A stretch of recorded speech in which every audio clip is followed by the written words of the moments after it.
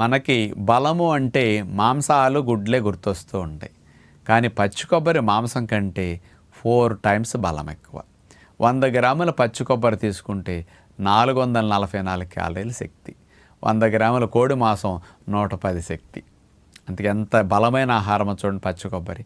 అందుకని పిల్లలకి కానీ, గర్భిణీలకు కానీ, బాలింతలకు కానీ, హార్డ్ వర్క్ చేసుకునేవారికి కానీ, ఆటలాడేవారికి, జిమ్కి వెళ్ళేవారికి, కండ పట్టాలి, బరువు పెరగాలనుకునే వారికి ప్రతిరోజు పచ్చి కొబ్బరి కనుక వాడుకుంటే ఎంతో మంచిది. అది 0 కొలెస్ట్రాల్ అని మాత్రం మరవకండి. ఆ భయంతో చాలామంది మానేశారు. ఇక్కడి నుంచి 0 కొలెస్ట్రాల్ పచ్చి కొబ్బరి తురుముకోండి.